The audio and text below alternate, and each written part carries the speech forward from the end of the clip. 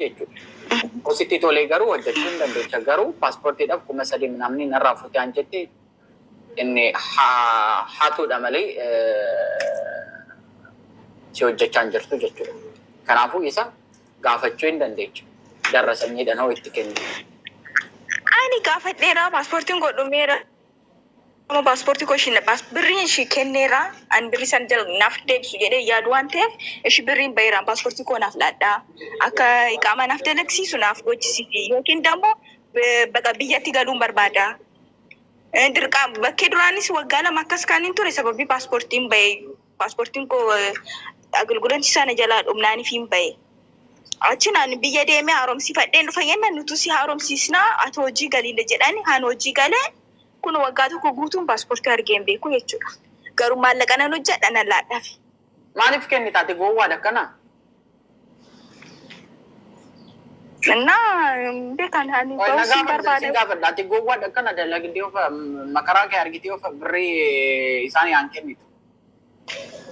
Kan qashiraa jedhuun kan qashiraa maal akka ta'e beekuu hin dandeenye kan qashirratti ennaan immoo kan paaspoortii dhumee jedhu immoo kan qashirratti naan jedhu kan qashiraa maal akka ta'e beekuu hin dandeenye. Innaa kanaaf naan jedhu ani maal akka ta'e beekuu hin dandeenye dhugaa waaqa. Paaspoortii kee si kennan hoo si kennuu baatanii ati birrii kee hin kennin dalagadhu dalagaa kee. Ani si gorsu kanadha. Namni birrii naa kennuu sin jedhee sim jettee fakkaasetti kennita. Fakki amma nama biyya wanti. Fanii garuu dirqamaan birrii kee boorsaa kee keessatti hin fudhatan ofii keetii jaalatteetti kennite isaa. Naa kenninna naan jedha naannatti kenna maaliif tokko hojjechuu bakka fedhii qabuu fi bakka paaspoortiin koo akkanaaf raawwatamu barbaadeen. Isaan garuu naaf hojjechiisuu hin dandeenye konkuma. Yaa bakka waan danda'anuu ta'e si haa hojjechiisa. Waan dandeenye dhiisii jedhe. Haalli jiru kanadha. Asteer moo meenyu maqaan kee? Asteer. ሰላም ነው? አለሁ። እንዴት ነህ? አለሁ።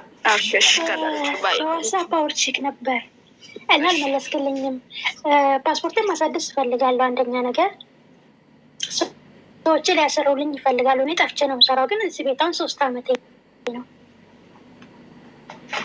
ኮፒ አለኝ እና ማሳደስ እንዴት እንደው ብሎክ ካለብኝ ላላሳድስ ማለት ነው። እኛ ጋር ብሎክ አያሳይም? ነገ ጠይቀሽኛል፣ ነግሬሻለሁ። እኛ ጋር ብሎክ አያሳይም። ብሎክ የሚያሳየው ብሎክ ከሌለብኝ ማሳደስ ማሰራት ስለምችል ማሳደስ እችላለሁ። ያኔ ብሎክ ካለብኝ አዲስ ህግ ቢወጣ ለምሳሌ እንዴት ታደርጊያለሽ? ካለ ፓስፖርት እኮ ማለት ነው መታወቂያችን ማንነታችን የማንነታችን መገለጫ ነው። ፓስፖርትን እንደ ቀላል አትዩት። እንዳውም እዚህ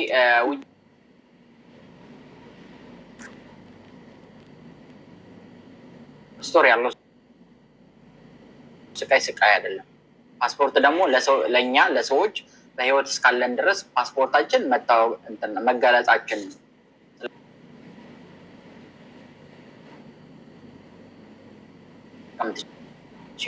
ስለዚህ ፓስፖርት ኢምፖርታንት ነው ለማለት ፈልጌ ነው፣ እንድታወጪ ሳይሆን ለዚሁ መንገድ ልንገርሽ ብዬ ነው። ኢትዮጵያ መታወቂያ ያስፈልግሻል አይደለ? መታወቂያ ያስፈልግሻል። ስለዚህ የሆነ ነገር እንኳን ሀፕን ብታደርጊ መታወቂያሽን አምጪ ወይም ደግሞ ፓስፖርትሽን አምጪ ነው የምትባየው። ፓስፖርትም የለኝም አይቻልም። ለምሳሌ እዚህ ሆቴል ስትይዙ ፓስፖርት ግዴታ ያስፈልጋል። ከሰዎች ጋር ሲሄድ ፓስፖርት በኮፒ ነው ሆቴል የሚይዙልን ስንሄድ። ፓስፖርታችሁ ግዴታ ነው። ፓስፖርታችሁ ከእናንተ ጋር የሆነ የሰው ልጅ የሚሆን አይታወቅም። መንገድ ላይ ሊቀር ይችላል፣ ሊወርቅ ይችላል፣ የሆነ ነገር ሀፕን ሊያደርግ ይችላል። በምንድን ነው የምንታወቀው? በፓስፖርታችን ብቻ ነው መታወቅ የምንችለው። ስለዚህ ፓስፖርታችሁን በምትንቀሳቀሱበት ቦታ ላይ ፓስፖርታችሁን መያዝ ይኖርባችኋል፣ ማንኛውም ሰው ማለት ነው። ይሄ ነው ያለው ነገር። እሺ እና በቃ እሺ ታሳድስልኛለህ? እሺ ኮፒ ያለኝ በዋትስአፕ ልላክልህ?